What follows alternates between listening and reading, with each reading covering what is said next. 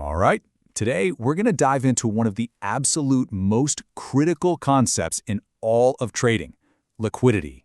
Seriously, if you get this right, you are going to see the market in a completely new light. So let me ask you a question. We all see the charts zigzagging up and down, right? But what's the real, fundamental force that's actually causing those moves? You might think, oh, it's news, or maybe economic data, or just a bunch of random buying and selling, but that's not the whole picture. Not even close. The real engine pushing and pulling the market is something much, much more fundamental. It's the market's hidden fuel, liquidity. And trust me, understanding this one concept is the key that unlocks pretty much everything else. So here's our game plan for this explainer. First, we'll talk about what this hidden fuel actually is. Then I'm going to give you a field guide so you can spot it on your own charts.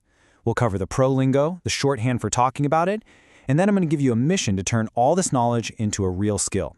And of course, we'll wrap up with the key takeaways.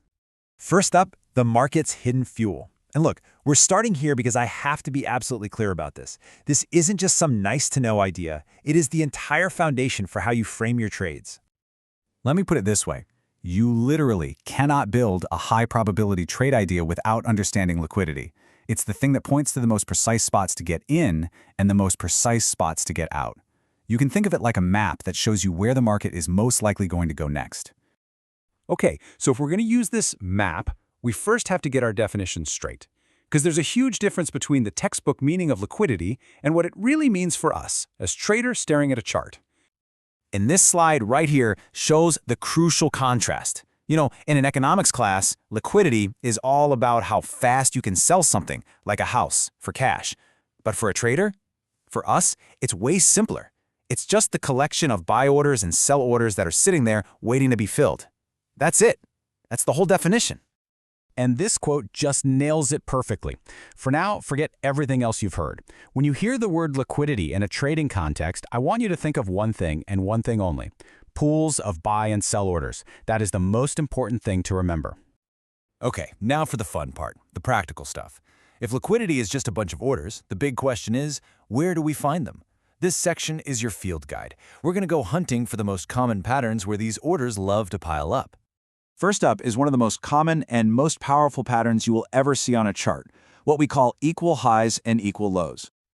You've definitely heard of double tops or double bottoms. That's what most people call this. When you see price hit a high, pull back, and then hit that same high again, just think about where everyone is putting their stop loss, right above that level. And all those stop losses, that is the liquidity.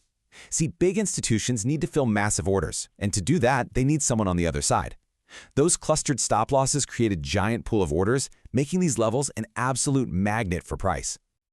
Now let's look at something even more basic, but just as important. You see these literally everywhere. Simple swing highs and swing lows. I mean, just think about it logically. Where's the most common sense place to put a stop loss? If you're selling, it's just above a recent peak. If you're buying, it's just below a recent valley.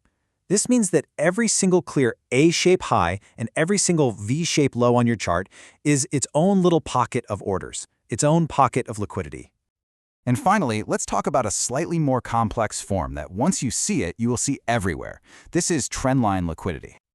This one is so fascinating because it's almost like a trap. The market will create this perfect, clean-looking trend line, and it encourages tons of traders to buy off of it or sell off of it. And where do they put their stops? Right on the other side of that line, of course. This creates this beautiful diagonal trail of orders, and this engineered liquidity becomes an incredibly juicy target for the market to go and sweep up. All right, so now that you can spot these liquidity hotspots, it's time to learn how to talk about them like a pro. Let's get into the trader's shorthand. It's super simple. Any liquidity, any pool of orders that's resting above a high is called buy-side liquidity. We just shorten it to BSL. The way to remember it is, to take out all those stop losses sitting up there, the market has to go on a buying spree, hence buy-side. And, you guessed it, on the flip side, any liquidity resting below a low is called sell-side liquidity, or SSL for short. To hit all the stops below a low, the market has to sell through that level. It's really that straightforward. BSL is above the highs. SSL is below the lows. Okay, look, theory is one thing, but it's totally useless without practice. So, Your mission, should you choose to accept it, is to turn this knowledge into a real, practical skill you can actually use. Here's exactly what I want you to do. Sometime today, open up your charts. Any chart, any time frame, it doesn't matter. Just scroll back in time and start hunting. Find those double tops, find those swing lows, find those nice clean trend lines. And when you find them, label them.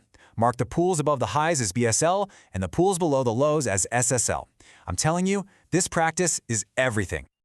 We have covered a lot of ground, so let's boil it all down to the absolute essentials. These are the 3 key takeaways I want you to walk away with.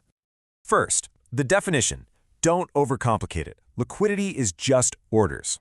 Second, the location. It's not random. It pools in predictable places like highs, lows, and trend lines.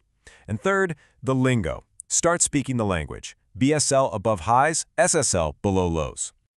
And here's one final absolutely crucial piece to this puzzle. Higher time frames hold more significant liquidity. The pool of orders sitting above a weekly high is like an ocean compared to the puddle of orders above a 5-minute high. Always keep that higher time frame perspective in mind. So I'll leave you with this question. You can now see the fuel, you can see all these pools of BSL and SSL dotted all over your charts. The next step, the real magic, is learning to anticipate which pool of liquidity the market is being drawn to next. Because once you can do that, well, you change the entire game.